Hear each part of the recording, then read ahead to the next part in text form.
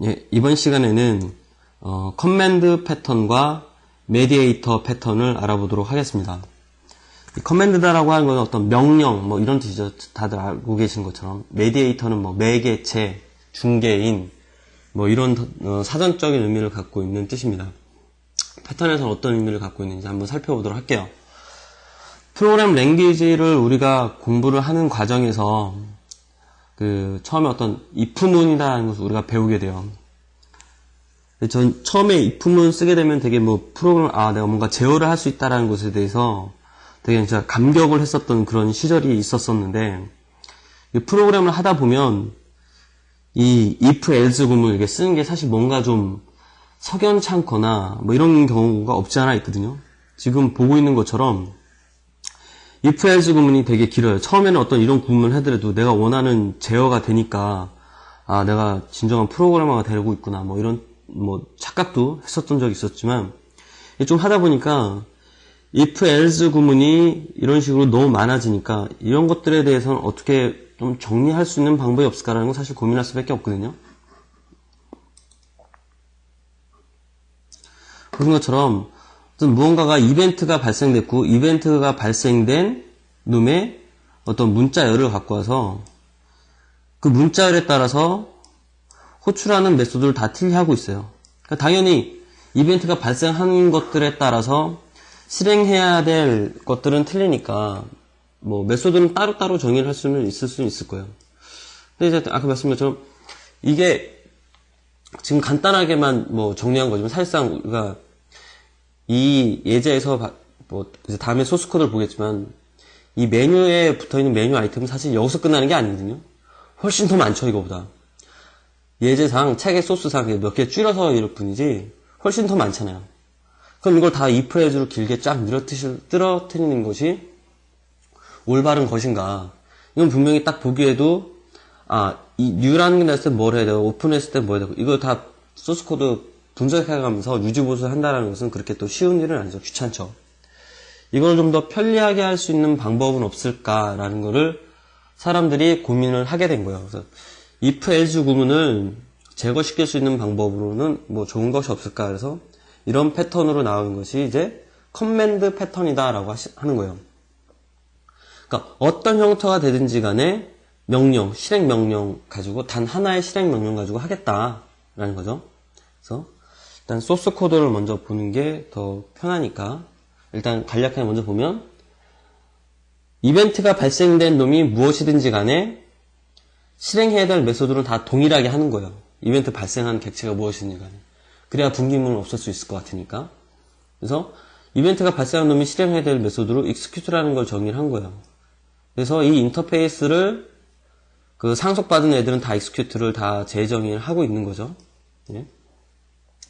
그래서 요것을 실제 소스 코드를 통해서 한번 볼게요. 지금 현재 간단하게 만든 노트패드예요. 노트패드에 메뉴라는 부분에 파일 메뉴라는 걸 만들고, 파일 메뉴에 있는 그 아이템들, new, open, save, save as, exit, 이런 것들을 붙여놓은 거죠. 그리고 이 각각의 이 컴포넌트에다가 이벤트 핸들링을 하겠다라는 거죠. 이벤트 핸들링을 해서 버튼이 눌러지는, 그 메뉴 아이템이 눌러지는 이벤트가 발생하면 그 이벤트에 대해서 처리는 누가 해라? 이 클래스에서 내부에서 하라고 하잖아요. this로 키워드를 넘겼으니까. 그래서 액션 퍼폼드라는 메소드가 그럼 호출이 되겠죠. 알아서. 그러면 이벤트가 발생된 객체가 뭐냐? 갖고 이벤트의 get소스 하면 이벤트가 발생된 놈을 알 수 있는 거죠. 일단 메뉴 아이템에서 발생했기 때문에 캐스팅을 하고, 얘들이 갖고 있는 값을 갖고 와서 비교해서 호출하고 있어요. 그렇다 보면 실질적으로 우리가 얘만라도 볼까요? 이렇게 많아요. 예제상 그냥 요 블럭에 있는 것만 했지 사실상 이미 많잖아요, 되게. 그러니까 쭉쭉쭉 if, else로 길어져야 된다는 거죠. 이건 뭔가 문제가 있다라는 거죠. 그래서 new 됐을 때 호출하는 메소드는 clean이다. open이라는 걸 했을 때는 open이라는 걸 호출한다. 이렇게 되는 거죠. 그래서 이벤트 핸들링을 달아서 이렇게 if, else 구문으로 처리한다. 그래서 이것은 뭔가 좀 꺼름직하다라는 거죠. 그래서 이럴 때 if, else 구문을 줄일 수 있는 패턴으로서 나와 있는 것이 뭐냐? 이 커맨드 패턴이라는 거예요. 그래서 이벤트가 발생한 놈들이 무엇이든지 간에 얘들이 그 동일하게 호출돼서 실행돼야 될 메소드를 일단 선언을 한 거죠. 인터페이스에다가 execute라고 해서 정의를 해놨어요. 그래서 각각의 여기에 붙어져 있는 이 메뉴 아이템을 상속을 받아서 따로 정의한 거죠. 메뉴 아이템을 상속을 받아서 제가 메뉴 아이템을 정의를 한 거죠. 근데 얘가 클릭이 됐을 때 호출되는 메소드를 구현을 하는데 어떻게 하냐? 얘를 상속받아서 하는 거죠. 그래서 execute라는 메소드를 재정의해서 갖고 있어요. 그래서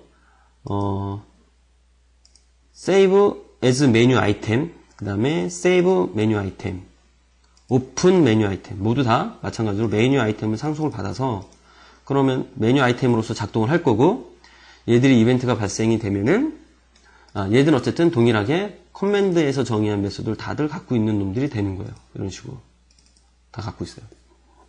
그래서 이제는 메뉴 아이템을 자바에서 직접적으로 펀더멘탈에서 제공해주고 있는 메뉴 아이템을 직접 하는 것이 아니라 제가 상속받아서 정의한 메뉴 아이템들을 상속받았으니까 메뉴 아이템이니까 여기 메뉴에다가 붙일 수는 있겠죠. add라는 메소드를 써서 다 이렇게 붙였어요.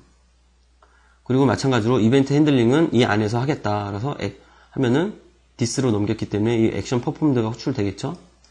이벤트 객체가 발생된 애들은 뭐냐? 아까는 다 메뉴 아이템 타입이었어요.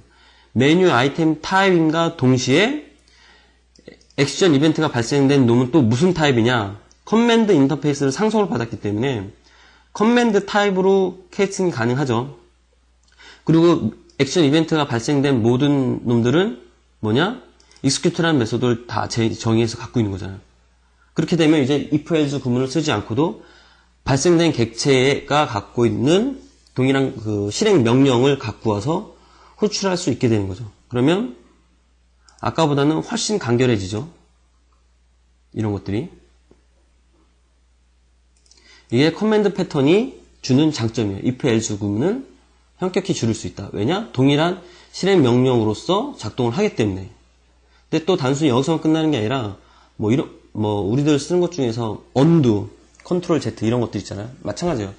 어떤 이런 커맨드가 발생된 객체를 어떤 Q라든가 이런 데 담아놨다가 순차적으로 역으로 호출한다거나 아니면 다시 그러니까 원래 순서대로 한다거나 뭐 이런 식으로 할 때 그러니까 Q 방식을 써서 커맨드를 거기다 재워놓고 하나하나 호출해서 쓸 수 있는 어떤 그런 기법이 되는 거죠. 이렇게 그 명령 실행 객체를 사용하게 되면은 이런 커맨드 커맨드 패턴은 이런 이점들을 제공을 해주고 있어요. 그래서 본 예제에서 썼던 다이어그램이죠.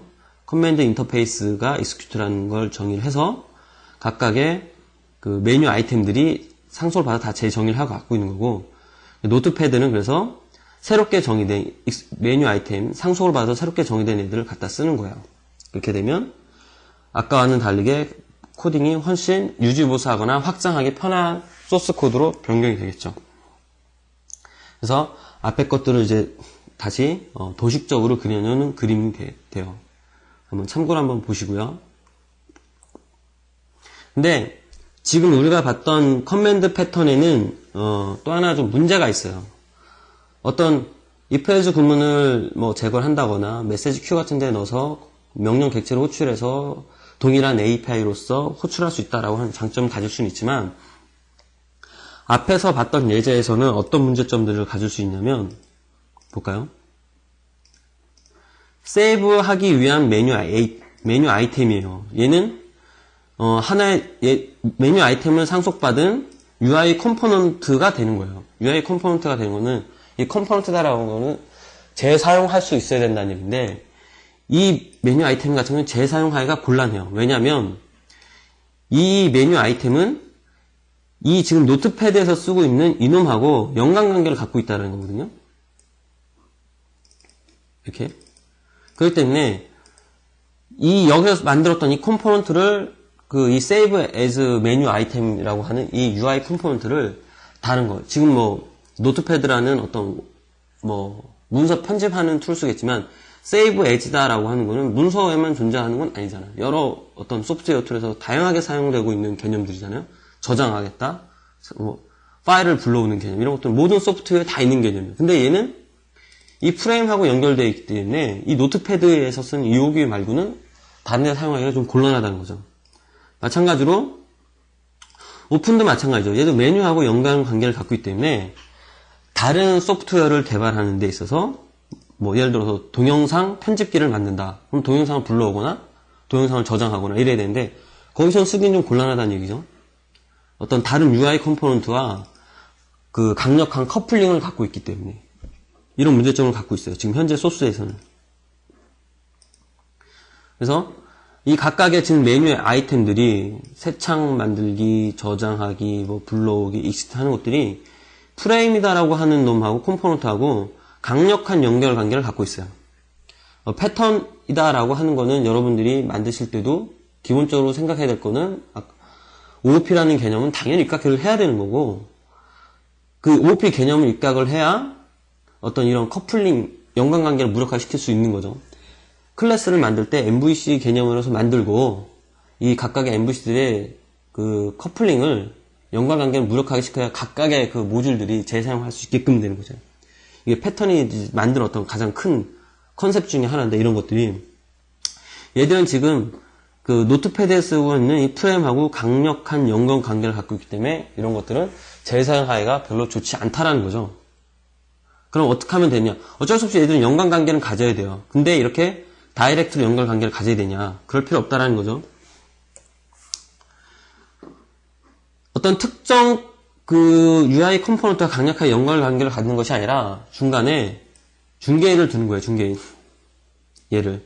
그래서 각각의 컴포넌트들은 이 중개인하고만 가져요. 연관 관계를. 그러면은 컴포넌트와 예를 들어서 뭐 얘하고 얘 사이에도 연관 관계를 가질 수도 있고 얘하고 얘도 가질 수도 있고 얘도 얘 사이에도 가질 수 있는 거죠. 얘도 얘하고도 가질 수 있고. 근데 그렇게 가는 것이 아니라 오로지 얘네들은 연관 관계를 이 메디에이터의 역할을 하고 있는 클래스하고만 연관 관계를 가져요.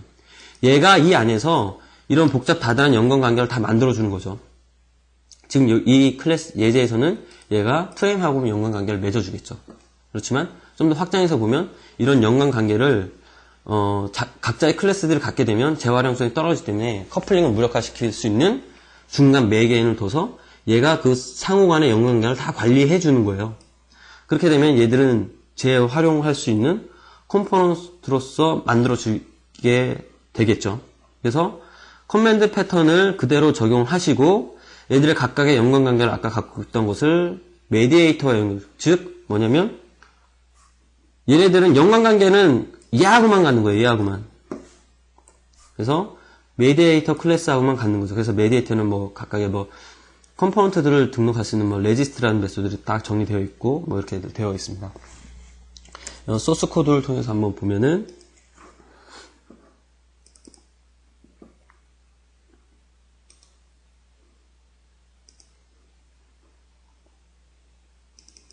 볼까요?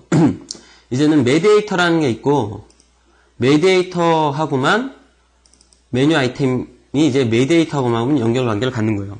그러니까 메뉴에이터만 연결 관계를 갖고 메뉴에이터만 컴포넌트 간에 다른 것도 먼저 볼까요? 얘도 보면 메디에이터하고만 연결 관계를 갖고 있어요. 그러니까 각각의 컴포넌트는 메디에이터하고만 연관 관계를 가져요. 그러면 아까도 말씀드린 것처럼 경우에 따라서는 얘하고 얘가 연결 관계를 가질 수가 있는데 이런 것들은 다 어디서 갖느냐? 여기서 갖는다는 거죠. 연결 관계에 의해서 파생되는 문제는 이 메디에이터 클래스에서만 국한되는 거예요. 그렇기 때문에 유지보수하는 대상이 얘를 훨씬 줄어든다는 거죠. 얘를 재활용할 수 있게끔 되는 거고 노트패드에서는 뭐 더 이상 수정할 건 없죠. 똑같이 그대로 가면 되는 거죠. 리스너 그대로 컴포넌트들 그대로 만들고 이벤트 핸들링 위임하고 마찬가지로 커맨드 패턴 그대로 적용해서 하는 거죠. 이렇게 되면 재사용할 커맨드 패턴과 메디에이터 패턴을 써서 재활용할 수 있는 UI 컴포넌트를 만들어낼 수가 있는 거죠. 예. 그래서 이런 것들 커맨드 패턴하고 메디에이터 패턴을 연결해서 사용하는 이그젬플을 봤어요. 근데 이때 아까도 말씀한 계속돼서 말씀드리지만 패턴하고 패턴은 연관관계를 갖고 써야지만 되고 그런 것들을 여러분들도 계속 생각을 하셔야 돼요. 커맨드 패턴이다 이런 거에서 딱 끝나는 것이 아니라 커맨드 패턴을 지금 같은 경우에 이런 문제점이 각각의 클래스들 UI 컴포넌트 연결 관계를 갖게 되니까 재활용할 수 있는 문제가 발생한다는 거예요. 이런 문제에 대해서 어떻게 대처할 거냐? 메디에이터라는 중간 개체를 해서 중간 개체하고 연관 관계를 가져서 커플링을 무력화시킨다 라고 하는 어떤 이런 복합적인 그 패턴을 사용하는 방법을 생각하셔야 돼요. 근데 이제 문제가 되는 건 뭐냐면 또 메디에이터가 원치 않게 좀 커지는 경우가 발생할 수가 있어요. 그걸 이제 패턴에서 그래서 메디에이터가 가드가 된다, 가드 클래스가 된다, GOD 클래스가 된다고 하는데 그런 단점들은 파생할 수가 있어요. 그래서 그런 부분들을 여러분들이 적절히 고려를 해서 사용하시면 됩니다. 아마 이 패턴에서 설명한 것 서적 중에서 아마 본서에 설명한 것 중에서 가장 이해하기 쉽고 적용하기도 편리한 패턴이 아닐까 싶습니다. 예, 감사합니다.